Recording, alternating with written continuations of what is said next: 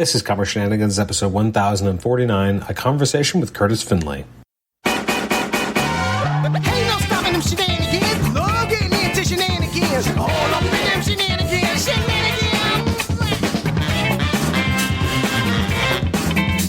Shenanigans. Shenanigans. Shenanigans.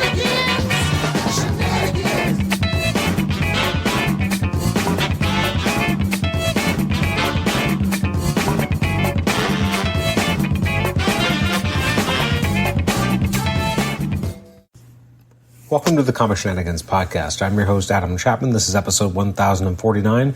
It's another conversation with Kurtis Findlay. Kurtis has been a good friend of the show for many years. He's the host, I guess he still is technically the host, but it's not currently active, but he was the one behind the Epic Marvel podcast.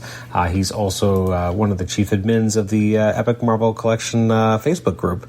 And I'm sure if you're listening to this episode, you're probably a fan of that group and a fan of Kurtis and what he's kind of done to help grow that particular community. It's funny, I'm recording this intro on June 28th, but we did the episode about 18 days ago. I already forgot what we talked about, but I know that we talked about a lot, which was funny because we didn't get into some of the original reasons I had him on the show. I was like, we got to talk about, the fact that you're wrapping up on For Better For Worse soon, and we didn't really talk about it much, but we did talk about a wide range of things. We talked about the Epic collections themselves, celebrating 10 years last year, what it was kind of like at the beginning, as the hobby has expanded and how his own kind of collecting of epics has evolved over time. So it's always awesome to have Kurtis on the show. He's just so much fun. He's got some great insights and great ideas. And it's funny because when we first got to know each other a little bit, he wasn't as active in the kind of the publishing end of the spectrum, but now he's a lot more involved, and it's to kind of see, unfortunately, for fans of the Epic Marvel podcast, that does mean it's kind of taken him away somewhat from being able to do a podcast on a regular basis because it is a lot of work, which is, it's unfortunate because so many people loved being able to, get their new Epic collections and kind of read along with Kurtis and expose themselves to, sometimes old favorites and sometimes brand new material. And so I think there's definitely a community out there that's crying for Kurtis to continue working, on doing this podcast. But alas, that does not appear to be the case for now. But maybe someday in the future we'll get some new episodes with Kurtis. I always really enjoyed, first of all, I enjoyed doing episodes with him because we used to do the Spider-Man and Daredevil episodes. But what I really miss is just sometimes you need the kick in the pants to go read your stuff that you may have already read, but to make sure that you kind of go back and start reading it again. That's actually something I've really been enjoying about doing the Book of the Month Club in the past year, looking at the original Clone Saga and actually having, not that I needed a reason necessarily to read the Clone Saga, but just an extra push, and also just to look at it maybe in a different light. That's what I find is most interesting about doing Book of the Month type clubs. Is that you get a little bit more of that focus. Anyways, this was a lot of fun talking with Kurtis. You can check out his previous appearances. He was on episode 800. He was on episode 848. He was on episode 1000, and now he's back for more. So please dig in and enjoy this conversation with Kurtis. Again, we recorded this in June, but this episode's coming out in July. You can email me at comicshenanigans@gmail.com, rate the show on iTunes or Apple Podcasts, listen to us on Apple Podcasts, and you can also listen to us on Spotify. Thanks again for listening to this droning on, and let's get on with the show. Enjoy this conversation with Kurtis Findlay. Enjoy.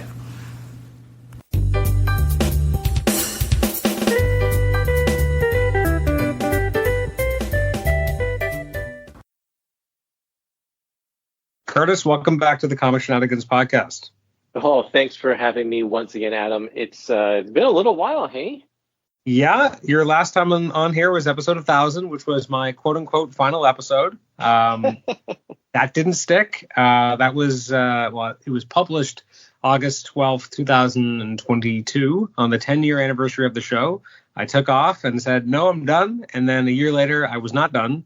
And I came back, but instead of doing 100 episodes a year, now I'm doing, I think, 50, or 52. Well, hold on. Yeah, 50 to 52 episodes a year instead. So slowed the pace considerably. I stopped doing weekly episodes where I just did like reviews and stuff. Although, to be fair, I think those episodes by the end were like 10 to 15 minutes at most. So it's not like I cut out a lot, but it did feel like I could breathe a little bit more, and it's a little bit easier. And these days I adhere to a fairly coherent Saturday publishing schedule. So I have like a set day that I try to have the episode out at some point on Saturdays. So it feels like I've figured out that part of it a little bit better than before.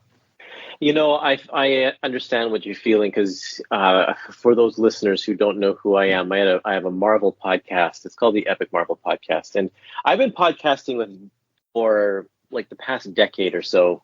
And in the last couple of years, well, first of all, I was a stay-at-home dad when I first started having kids, and my wife would go to work, and I'd be home taking care of them, and which was a pretty busy job, especially when you have multiple children. But once they got into school and things started becoming less busy, I started pursuing a few more endeavors, and one of them was podcasting, and that was something that I had a lot of fun with.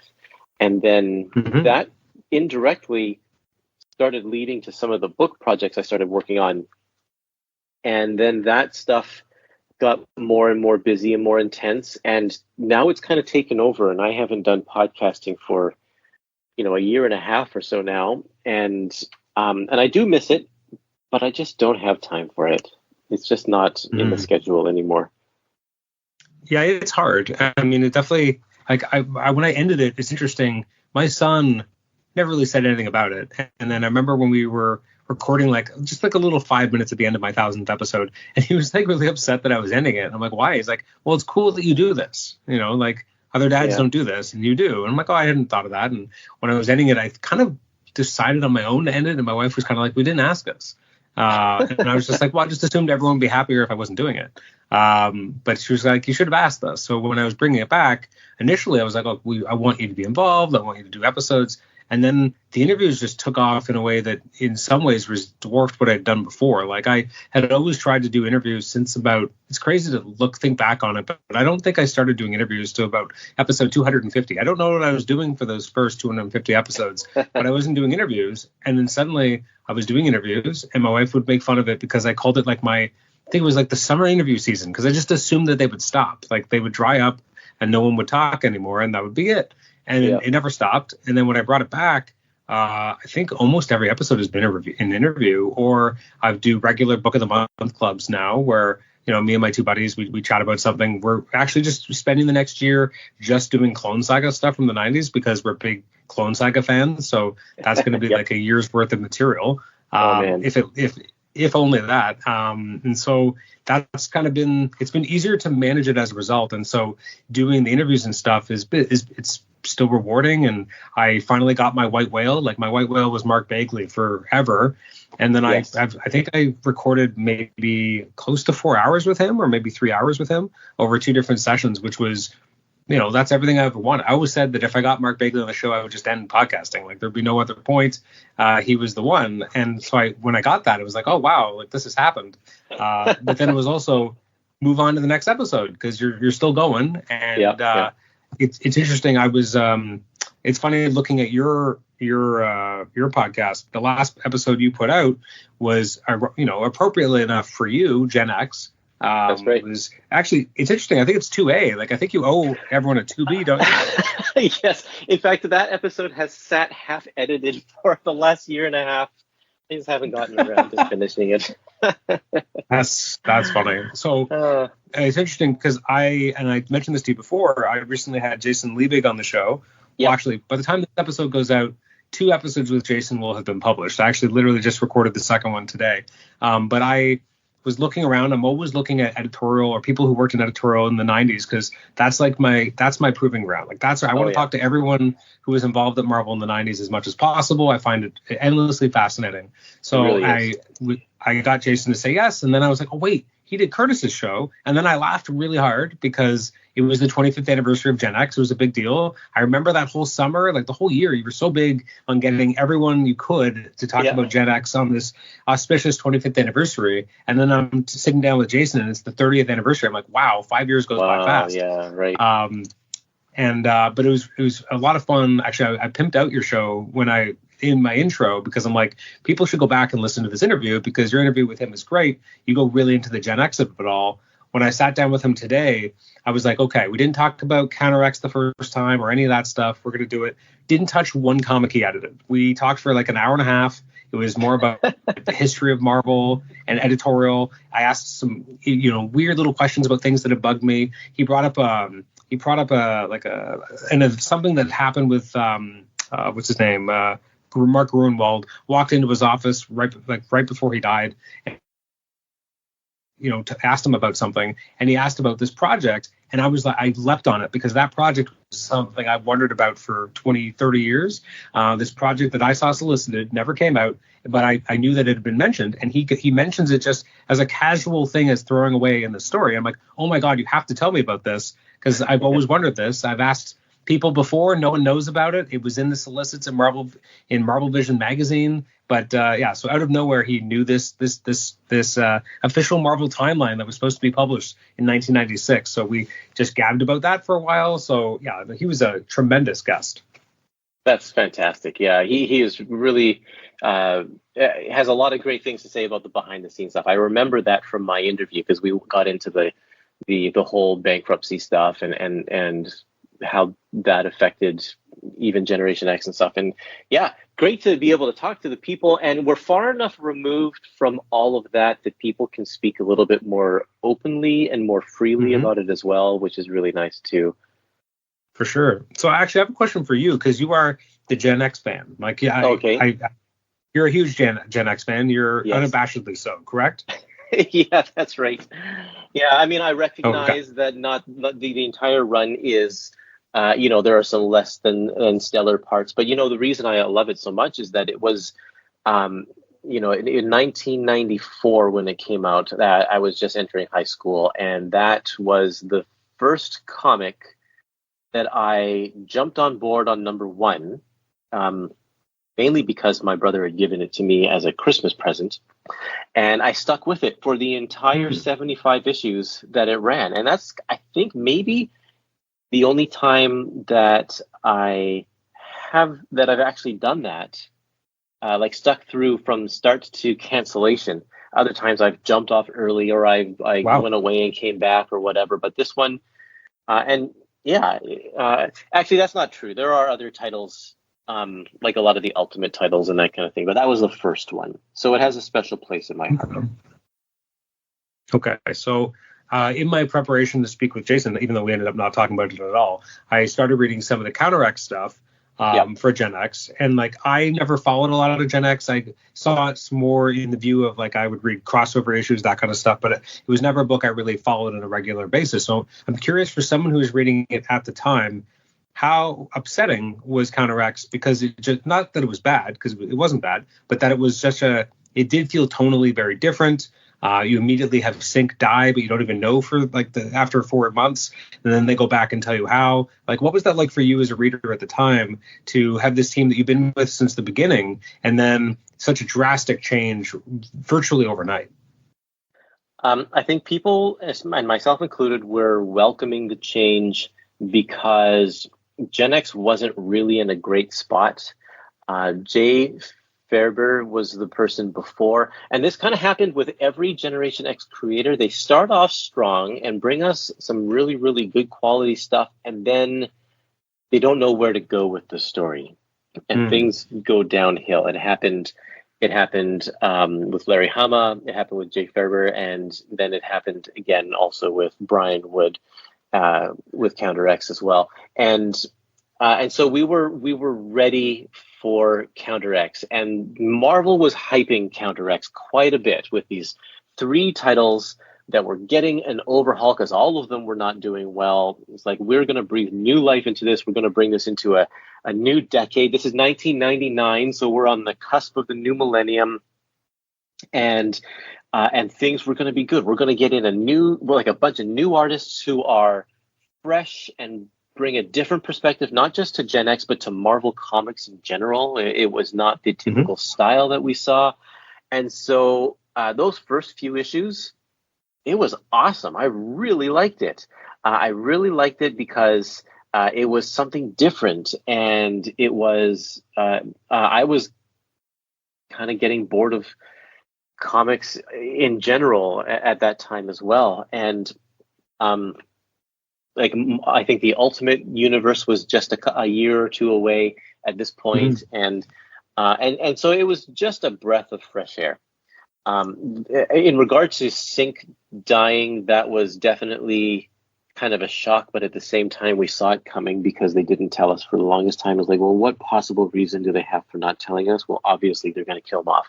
That was the rumor that was happening for a while, even before. Like, they're talking about Counter X shaking things up, and I think the rumor for Sync dying was already starting to to go on the online forums or whatever, that kind of stuff. It was fine. I did miss him because he was a cool character, and his death was, in the way that he died, was kind of unwarranted, and so it wasn't really meaningful and stuff. And there was this weird triangle going on with Jubilee and M as well, and I wasn't so on board with that either. So I was like, and then both of them were sad and mopey after that. I'm like, this didn't need to happen. It did feel like it was interesting reading it in hindsight, that it felt, because my memories of Gen X were, generally speaking, was that it was very colorful and that kind of, fun, silly stuff would happen at times. And probably that's because when I did check in on it, we would have artists like Bacalo, like, especially I think of not as much early Gen X Bacalo, but more like later, like around Onslaught. The Zero Operation Zero Tolerance style. Yeah, exactly. He got very cartoony. Yeah, much more cartoony. So that was kind of my mental image of Gen X. And then reading these stories where it's much more like a lot of like school bullying and like really rough stuff. And I was surprised at how grounded it was, because I was used to Gen X feeling very kind of flight of fancy, kind of crazy. And this felt very street level in a way I hadn't expected. Well, and again, that's the pattern of Gen X with every writer, including Scott Lobdell at the very beginning. It's like, let's establish a down-to-earth, bringing the school back to Xavier, so to X-Men, because at that point, X-Men is all outer space or whatever. And New Mutants was not doing that anymore. They were on the road. And so Gen X was the school, the learning comic book title, where mutants learn how to be mutants.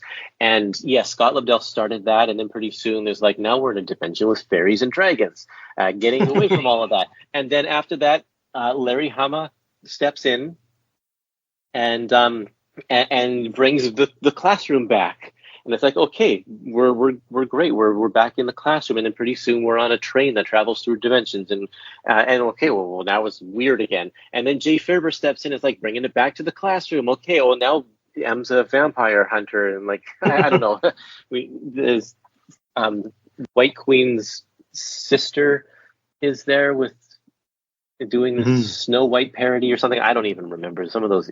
That period I may have only read once or twice. That epic is going to come probably sometime in 2025, and I'll read it again for the first time in 20 years. One thing I talked with Jason about, and I can't remember if it was something that wasn't covered in yours, was the idea that when Counter X was first kind of being hatched, originally he reached out to Rob Liefeld to kind of be the showrunner of the 3 books. Was that something that you were aware of? No, not at all. Wow. That's cool. And apparently, like, they had a conversation. It went fairly far, and then Liefeld kind of put down one thing that he said was non-negotiable. I can't remember exactly what Jason said it was, and Jason was just like, "No, I can't do that." Like, and he was like, "I wasn't playing hardball. I literally just could not do what he asked for." So he said, "Okay, I guess we can't do it." And then he went and found Warren Ellis and asked Warren to kind of be the mastermind. But I had never heard that Liefeld was anywhere close to Counter X. Yeah, that seems to be a reoccurring thing with Liefeld. Is he makes demands and he doesn't budge on them, and that's why he left Heroes Reborn too. It's because he wanted they were going to cut his budget, I believe. I think that's what it was. And Rob was like, no, you can't cut my budget. This is what are we doing for you here, folks? And so it's like, nope, it's fine. I'm leaving. Jim Lee was willing to take the pay cut, but Rob was not. Mm-hmm. So, yeah, I know you're right. It does kind of fit a pattern that he, and I don't necessarily fault Rob for that. If he wants a certain level of quality or he believes he has to use certain people, that's fair too. But yeah, it was just interesting to imagine how different would Counter-X have been if it wasn't Warren Ellis, because each book feels they're so Warren Ellis concepts, a lot of, obviously he was co-writing Gen X, at least at the beginning, I believe. He was just kind of plotting some of the stuff in X-Men, and I can't remember his level of involvement with X-Force, but, they all kind of felt like, Warren Ellis books to a degree. So it'd be interesting to see in some alternate universe how different they ended up going. Especially X-Men felt so Warren Ellis with the whole savior messiah complex change that they were going for with X-Men there. That was like, wow, this is really Warren Ellis. But yeah, it's funny because I've had 2 conversations with the editor behind it and still haven't cracked that nut yet because I've been too busy talking about everything else. Yeah. So I wanted to have you on for a couple of reasons. First of all, it's always nice to chat with you. It has been way too long. But also, last year, I didn't get to market because I wasn't really doing the podcast till August. And then I was just kind of inundated with, trying to do interviews and stuff. But, last year was 10th anniversary of the Epic collections. And I was more shocked that you didn't bring it back just to have one episode where you really talked about the 10-year anniversary. Because, everyone thinks when they think of Epics, they think of Kurtis. So I'm curious how you felt about kind of reaching that 10-year milestone. Well, I was so excited that Marvel is committed to this so heavily because I don't think that other than the Marvel Masterworks, and I guess if you can call their omnibus line an omnibus or an actual line, it's a little bit more fractured than Epics, but that takes some seriously significant commitment from not just Marvel, but from the buyers as well to show Marvel that there's a market for it and then Marvel to respond this way as well. And not just to publish the most popular stuff, but they're publishing some of their not great material in here as well, because it's all going to be collected. And that's pretty remarkable if you think about it. It's like, let's think about the lowest point of Daredevil comics where the series was so low that they were thinking of canceling it. Let's put out a big, in Canada, a $50 trade paperback of that material, and it's going to sell really well. And they did it, and they've done it for so many books now, and just remarkable. And take it or leave it. Some people love the bad stuff, which is because that's the stuff they grew up on, and I'm glad it's available. And I bought all of them, and it's great. So I did do a really big live stream on the 20th anniversary on my YouTube channel.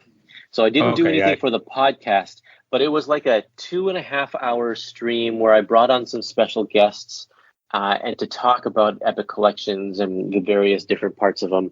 And that was really, really neat to be able to talk to some of those people, especially, let me see, Mark Beasley, who was one of the editors for many years before Marvel did a big furlough of their employees for COVID.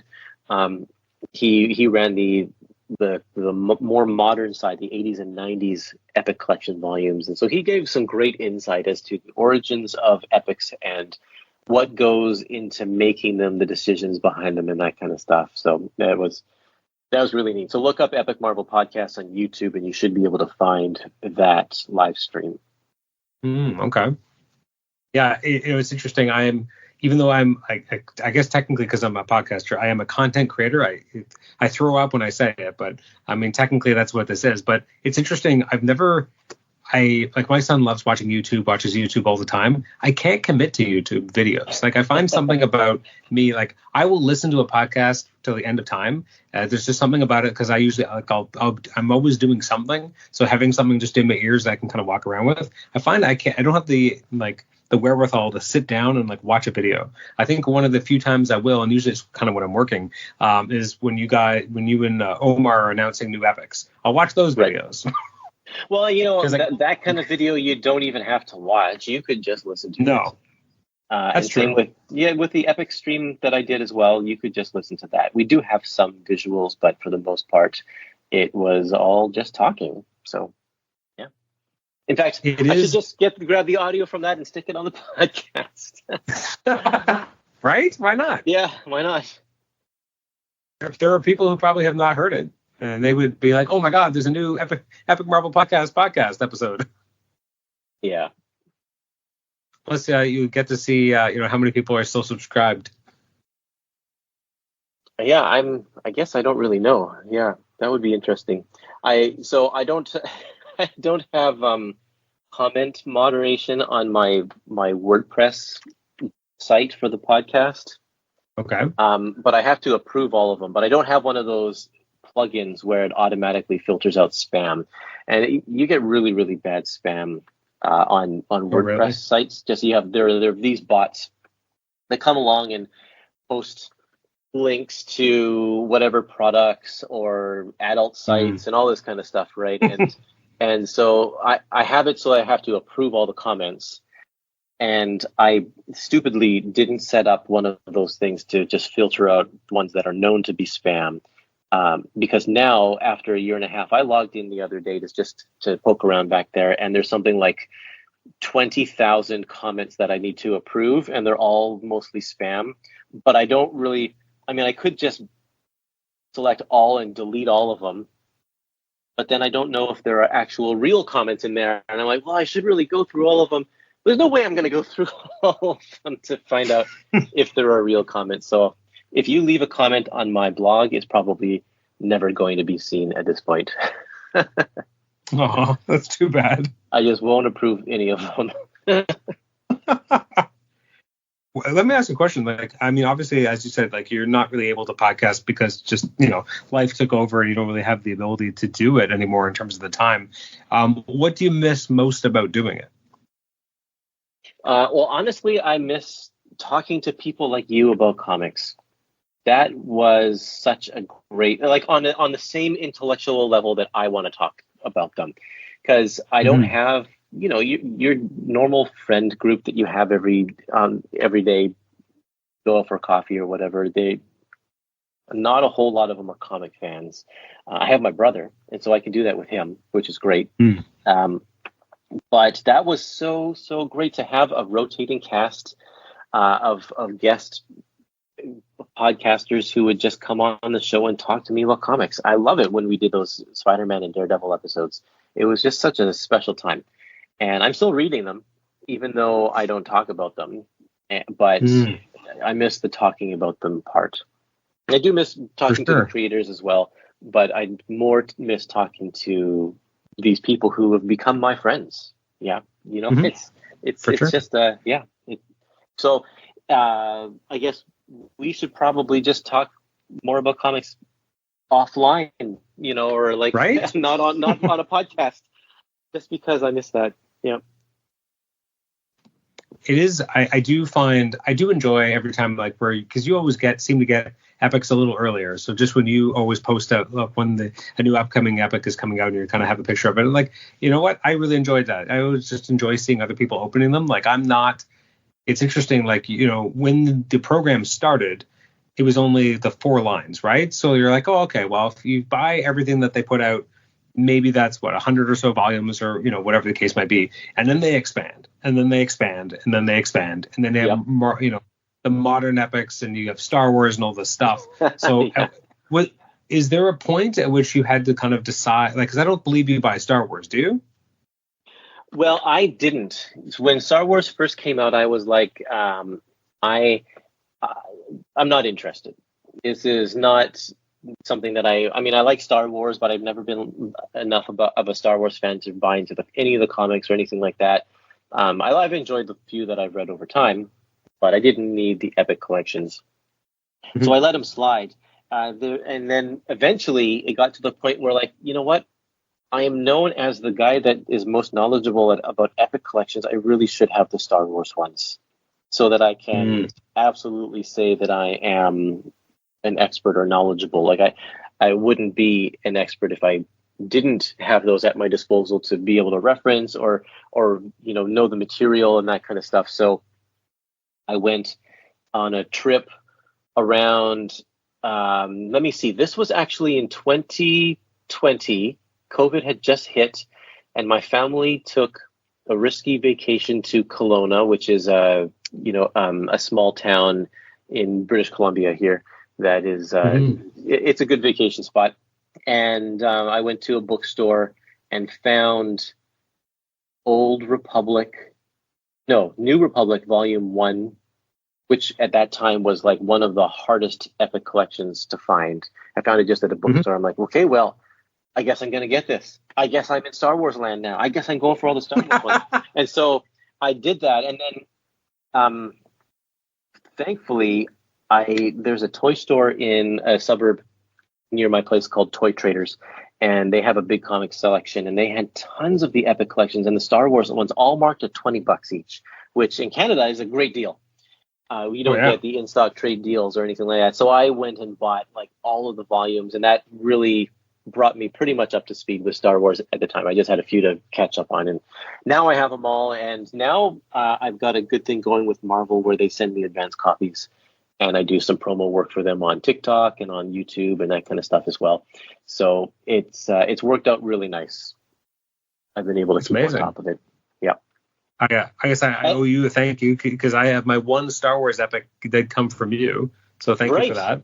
And did you read it? I read parts of it. I've read because I had already read the Star Wars before, but I did read the Infinity Stories, which is really what I wanted to read. I actually forgot that the Star Wars was in there because I have that digitally and I'd read that in the past. But it was fun. I mean, like my buddy was like, "Are you buying Star Wars epics now?" I'm like, "Nope. This is very easy, one time. What ifs. I like what ifs in general, so it was very easy to kind of jump in for one and be done. I thankfully." With epics, I've been okay with kind of picking and choosing for the most part. I'm Amazing Spider-Man. Like I'm gonna get every Spider-Man epic. That's just the way it is. Daredevil the same, and then everything after that was kind of a choose your own adventure. Like with Fantastic Four, I eventually decided what I do want to have the DeFalco and Ryan stuff, and because I just enjoy DeFalco in general. And then I was like, well, maybe I can go a couple volumes earlier than that. Now I guess There's 2 volumes I'm missing. The More Things Change, I believe, and Into the Time Stream. Into the Time Stream is getting a reprint this year, so at least that one will be off my list. But I'll still be missing one, and I think I start from, All in the Family, which is right after 300, I think, or right around 300. That's, right after the Byrne run. Yeah, and then when Byrne eventually comes, I'll have to make a decision, because I had Byrne in Omnibus, so I already have it in some format. But do I decide to go with the epics? I'm not sure. Thor is an interesting one because I have all the Ron Friends and DeFalco stuff because I'm a big Ron Friends fan and also obviously a Tom DeFalco fan. Yeah. And I have the Simonson stuff in Omnibus, but I hate the coloring. And so if they go back to the original coloring in the epic, like that's a no-brainer. Yeah. So that's more of an eventual. Like I was recently going through all my shelves with my buddy, and he was like, "Well, if you're going to buy an epic, you should just get rid of this omnibus." I'm like, "It's not coming yet. Like I have to at least hold on to the omnibus until that material gets reprinted." But right. And I think X-Force, I picked up like one random volume because I'm like, "Oh, I like some of the Jim Chung art here. I'm okay with just having one." X Factor, I'm excited for the one that's coming out later this year, which is the post Age of Apocalypse X Factor, which I don't think most people even like, but I remember picking those up in singles and really enjoying them. So I plan to collect X Factor from like issues 110 to 149, which again is no one's favorite but mine. Well, and the way you're doing it is how Marvel, I think, has intended it for. I don't think they're intending for anybody to be an actual collector collecting every single volume that comes out because they just come out too fast and they're expensive. And whoops, there's a car alarm going off behind me. But the way that you're doing it is the way that they have intended. So like they're packaging it in a way that you can get a really good chunk of stories without having to commit to the entire line. So they don't put the volumes on the spines, which is brilliant. They don't make a big deal about last time in Fantastic Four or coming up next time in Fantastic Four. It's all like, you can choose to jump on or jump off at any point. And when you have a title that's been running for 60 years, that's perfect. That's the way you got to do it. Absolutely. It's interesting. I think I had pre-ordered the Dark Avengers Modern Era Epic, and I got it. Yeah. And I flipped through it. Again, I was a big Dark Avengers fan when it happened in comics. And I put it down and I'm like, I'm bringing this back. I have no interest in reading this. And I realized that comics after like 2004, I am less likely to reread. I don't know what's wrong with my brain. And I think I love like 90s stuff because that's the stuff I read when I first got in. I love, 60s stuff is fun, but very wordy. I love 70s and 80s. But for whatever reason, the modern era, I read it all when it was coming out, and for some reason, I don't have the nostalgia that wants me to keep reading it. And so I'm curious how you feel as you've been reading the modern era epics, if you have any of that feeling or if it's all just great comics. Man, you know what? You were talking like a 40-year-old. I am now, so yeah, that works. Exactly. Well, and that's it. I mean, we all, and this is the same with movies. This is the same with TV. This is the same with music. We all constantly go back to the stuff that we read when in that formative time when we were teenagers or in our early 20s. And like there's tons of great music out now. Tons. There's so much great music. There's a lot of bad music, but there's also a lot of great music, and I hear it all the time. But when I'm like, what do I want to go back to? I'm going to go back to Foo Fighters.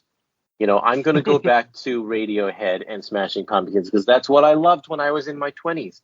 And that's what makes me feel happy. And so, same thing. The comics that I most generally go back to also are 90s comics, believe it or not. So, yeah, Generation X, that kind of thing. But modern comics, there is some fantastic stuff. I've been reading all of these modern era epic collections as they've come out. And for the most part, I've loved all of them. And will I go back to them? Some of them I will, because I think Brian Michael Bendis' Daredevil, I really like, and that's still in that era when I was in my early 20s. So I think I would go back to that one. But yeah, I mean the Black Widow, Edmondson and Noto era Black Widow probably won't go back to that one. So I think that's just the nature of growing up. Yeah. Yeah, it's definitely not an indictment on the material because the material's good. Like as I said, I loved Dark Avengers when it came out. I read all those issues as they were coming. Like it was an awesome book. I'm trying to think what year Dark Avengers would have been. Probably about 2008 or so, 2007. So I would have been, mid 20s. I love those books, but for whatever reason, I picked them up and I was just like, I didn't feel the urge to reread. Whereas when I pick up, the Clone Saga, can't wait to read it every time I get a new volume. Or even going back and experiencing 70s and 80s Spider-Man, you can't get that book into my hands fast enough. But for some reason, these books that I love, maybe it's also a recency bias. Like it feels like it hasn't been that long since I've read it, and I don't know what it is. But yeah, or as you said, it's something about going back. Dark Avengers is 20 years old almost now, hey. Don't say that.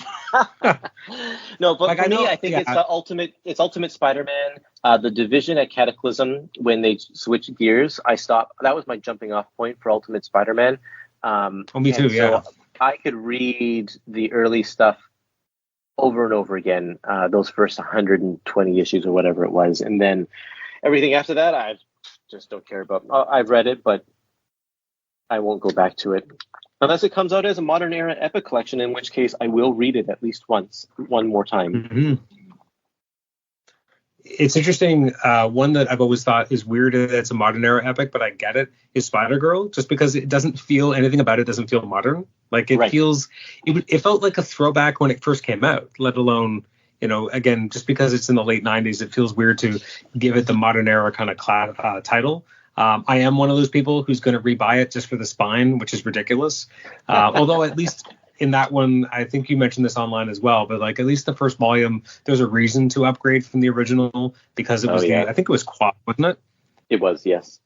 Yeah, absolutely. So at least there's a reason, and I do appreciate that they at least understood this enough that they didn't, rejig the contents, but instead, we have Volume 5 coming out later this year, which neatly comes right after Complete Collection Volume 4. So if you didn't want to be a crazy person, you don't have to. You're not being shamed into it. I love X-Men, but I still have, the new X-Men Ultimate Collection, so I don't feel the need to get the new Epic, even though it looks nice on the shelf, but it's literally the same skin, it's been reskinned, so why bother? But that's an interesting one as you come across more and more stuff that you already own in other formats, and if you switch to Epics or not.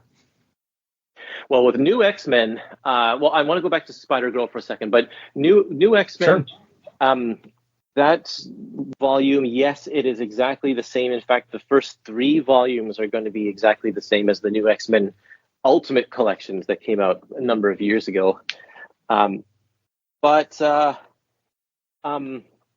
was thinking of Astonishing before, by the way.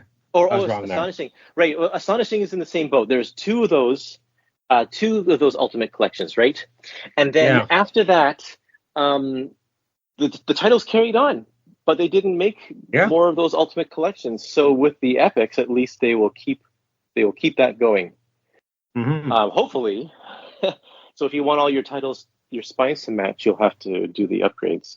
But with Astonishing, I'm okay after Whedon leaves. I wasn't a big fan of. I think it was Ellis actually, right? Wasn't something I enjoyed, so I'm okay to cut that off where it is. But new X-Men, you're right. That I forgot they had the Ultimate Collections of that one too. See, new X-Men, I have the Omnibus, so there would be a reason to maybe get those Epics, but I'm also don't feel the overwhelming desire. I feel like I'll wait till they get remaindered or something, because I feel like something like new X-Men will get remaindered more likely than something else. Yeah, especially if they overprint that one because they think that, it's X-Men, it's going to be hot. So they'll have a lot of copies. Yeah, well, especially with X-Men 97, you have the devastation of Genosha that pulls from that title. So it makes sense that would be something that they might lean into. Oh, yes, and a particular villain going to show up in a particular movie this summer. Mm-hmm. So, that's right. That too, yeah. So Spider-Girl, just going back quickly to Spider-Girl, they had I think one of the reasons why it's modern, well, obviously because of the years it was published, but that title ran for over 100 issues. So it's going to carry on into the late aughts, right? Like I can't remember when the title actually stopped, but that makes it contemporary with even Dark Avengers, right? No, you're right. Even though it feels classic, and then you flip it on the other way, and there are going to be lots of classic era Epic collections that feel modern as well, because now they're extending the lines into the Heroes Return era. That's right. And so that one. So we're going to have like Thor, the Dan Jurgens Thor that goes all the way to 2000 and something or other, I think 3 or 4. That's all going to be classic, apparently, even though it's going to feel a lot different. I'm excited to have that because they never did the complete collections of those. They just left it in 2 omnibuses and called it a day, whereas, we got a couple volumes of Captain America, and then we got one Iron Man, which is, that's why I still have my Iron Man by Busiek and Chen omnibus, because I never could fully replace it. Same thing with Untold Tales of Spider-Man. I have the omnibus because they only ever gave us one complete collection. Like a lot of weird abandoning of the lines as they decided they weren't going to do completes anymore. Yeah, that's... So it makes me wonder when they're going to get around to doing those, because the people who were collecting them, now it's been like 4 years or something since some of those complete collection titles. Like we would like to have a follow-up. It's for some of them it's been a long time. And I guess, have you ever gotten a sense, do we think that Heroes Reborn is going to be an epic as well? Like for each of those, like FF, for example, like the next volume will just be a Heroes Reborn volume? Or do we think they're going to be orphaned? That's a great question, because they theoretically could just skip over it and go right on to the next one. But I don't see why they would, because it's a perfect epic size volume. So Mm-hmm. why not just throw it? And like Heroes Reborn, we love to mock it and hate it because of 90s and Liefeld and whatever, but those books always sell. And that's why they brought them back. They reprinted those books a few years back, and they sold well again. So people love the material. The omnibus sells, and the omnibus keeps getting reprinted. So I don't doubt that they'll bring it back as epics, because why not? They must, because it's always a good seller. What are your thoughts about Age of Apocalypse then? That's a good question too. I know that Marvel seems to not want to put the big events into the books. Mm-hmm.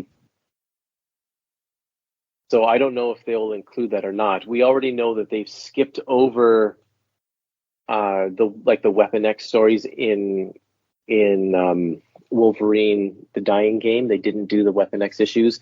They skipped over the Generation X issues in Generation X Volume 1. And so they're not putting them in the individual books. Whether they will collect them all in an X-Men Epic Collection is anyone's guess.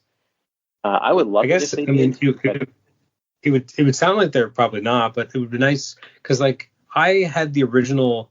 Well, not the original. I didn't have the 90s trade paperbacks with the gold foil. I never had those, although those had some really nice coloring for the time. I had the kind of mid-2000s complete epics of those. And then eventually, I think when they redid the trades, I don't know, a number of years ago, I think there was 3 trades instead of the original kind of collection they'd done before. I ended up passing on those. Kind of regret it now. But then I had the omnibus. So I don't really need it, but I love having softcover as well, like in something easy to take off the shelf in a way that the omnibus is not. But I would imagine, like I guess a lot of people wonder too with DC's Finest, if they do events, which they're doing with 0 Hour, is that a shot across the bow at Marvel to be like, okay, we could maybe do that too with some of these events? And if they did, that would be great. I think that would solve all the problems. Because then they would still be able to keep those books in print. And the nice thing about epics is that they can brand them, I think, because 0 Hour was branded events, 0 Hour. But now they changed that so that it is actually branded 0 Hour. And I think maybe in brackets it's events or something like that. DC finds events. Interesting. But because... That's the hard part, because you can brand something Spider-Man, that's great. You can brand something X-Men, but it's hard to brand something Age of Apocalypse. Mm-hmm. It really does need to be X-Men Age of Apocalypse in order for it to stand out in the solicitations and to stand out on someone's shelf. If it just says Age of Apocalypse, or if it just says Mutant Massacre, or if it, like it actually has to have a character name in that. So that's the hard part, I think, with an events line. But I guess it's interesting you bring that up, because I guess on the X-Men side, we kind of got that with the Milestones collections. Yes, but it was called X-Men Milestones. They still were able to brand it with that character branding. Interesting. Yeah. But Age of Apocalypse is another one that will definitely sell. I mean, the amount of times they've already printed it, reprinted it, repackaged it, like, why not do it again? Just prints money. Yeah. Well, I mean, I'm one of the people who eventually is going to buy the Clone Saga again over the next 10 years. And I think that's how actually I was able to sell myself on it, because I was like, it's kind of a waste of money, but I like some of the reading order, especially at the beginning, because, in the complete Clone Saga epics, you had Lost Years was out of place. It was not where it should be, so everything is kind of by publication order. I prefer that when reading that material. They had kind of moved around where the Planet of the Symbiotes and the flip book with Ben Reilly took place as well, so now it's going to be in the right spot. So that I really enjoy. So I'm like, okay, well, it's a little bit easier to sell myself on it. And so if I have to replace these over the course of 5 to 7 years, that's a lot easier than doing it all at once. Like if I had to do this all at once and buy 11 volumes again, I couldn't do that. I couldn't bring myself to do it. But if I'm doing that over the course of, again, 7 to 10 years, and I'm buying 1 or 2 volumes a year, it's a lot easier to kind of swallow that pill, even though I'm not going to enjoy it. Well, I'm going to enjoy having the new epic on my shelf, let's be honest. But, it is an interesting choice to make because we're collectors ultimately. Like we like our collection to look a certain way, and so they know that, so we're going to get this material again. I kind of never thought we'd get it. I mean, I remember way back when everyone just assumed they're going to stop at at Onslaught. We're not going to see anything past that. Spider-Man books are going to end at Clone Saga. That's it. And then obviously that didn't happen, and now we're just going further and further. And like I know a lot of people wonder like where's the cutoff for Spider-Man? Where does the modern era start? And for me, I feel like that has to be Brand New Day, but also JMS is a popular option too. So that'll be fascinating as well. And that stuff I already own it in big chunky trades now, so I'll have to make some really tough choices because I'm already at the point where I almost have all of Amazing Spider-Man in trade, barring the post Clone Saga relaunch stuff that's my jam, but barring that, everything else is almost in print in some way. So yeah, tough decisions to be made. You know what I really want to see? I really want to see the entire Slingers series collected in the Spider-Man Epic Collection. Because where else will it go? It will never ever get its own standalone trade because who the heck cares? But I mean, I guess if Brute Force can have its own standalone trade, then Slingers can for sure. But it did feel like I think because they brought some Slingers back, a number of years ago in the Ben Reilly series. So like you've seen a couple characters show up here and there. It's always kind of been fun when you see someone show up when they're not getting murdered off panel. It's always been nice, but I've always been a huge fan of that. I would love to see a trade for that. If they somehow wedged it into a Spider-Man epic, I would take that. It doesn't really fit in any way, but it does kind of fit because if you put it in the trade, let's say that you can begin a trade with the Identity Crisis story, and then finish it off with Slingers, so it's all in one volume. Like that'd be kind of cool, wouldn't it? I mean, yes. I mean, I'm not someone you have to sell on this. Like, right?